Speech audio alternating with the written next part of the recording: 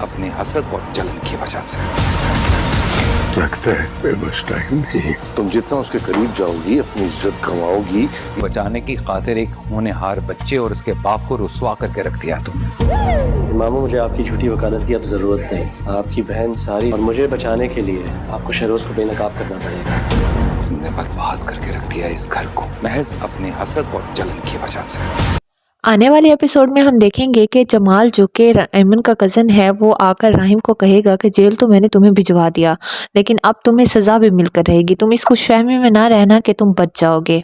और वो उसके साथ ही जेल में बैठे राहिम की तस्वीरें भी बना लेगा ताकि वो सोशल मीडिया पर पोस्ट कर सके।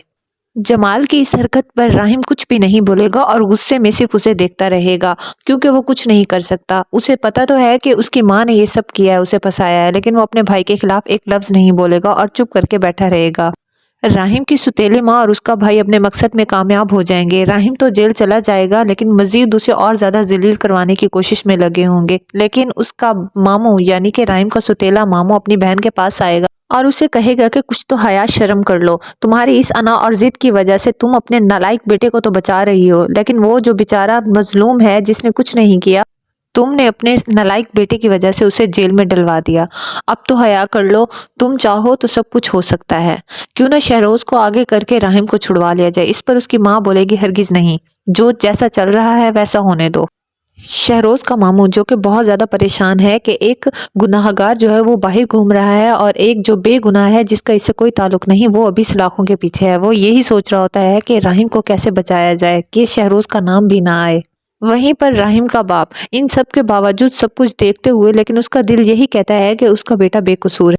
वो बहुत ज़्यादा परेशान हो जाएगा और बीमार हो जाएगा। यही दिल पर असर ले लेगा, क्योंकि पूरी मीडिया पर राहिम की बदनामी हो चुकी होती है।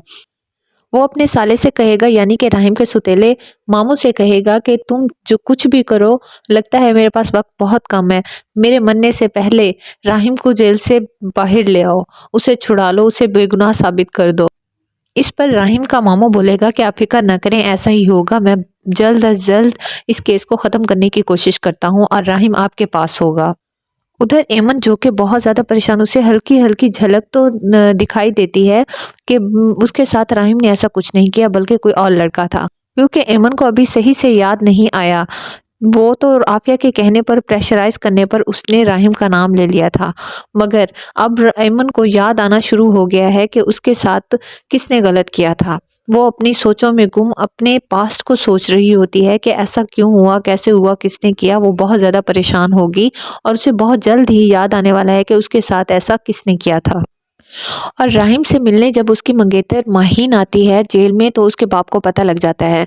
जब माहीन अपने घर जाती है तो उसका बाप उससे इंतहाई गुस्से में बात करता है और कहता है कि तुम्हें हमारे स्टेटस की कोई परवाह नहीं, तुम उस लड़के के पास क्यों गई जेल में मिलने के लिए? क्या तुम्हें कोई हया शर्म नहीं? अब भी तुम उस पर ट्रस्ट करती हो? तुम्हारा उससे मिलना और ज़्यादा उसके करीब ले जाएगा। वो एक इंतहाई घटिया और बेगैरत इंसान है, तुम आज के बाद उससे नहीं मिलोगी। इस पर माहीन बोलेगी कि पता नहीं क्यों, पर मेरा मिलने को दिल किया कि मैं जाके उससे सवाल करूं, और मैंने कर लिए। अगर वीडियो अच्छी लगी हो तो लाइक, शेयर, सब्सक्राइब करके बेल आइकन के बटन को ज़रूर प्रेस करें ताकि हर नई वीडियो की अपडेट आपको मिलती रहे। शुक्रिया।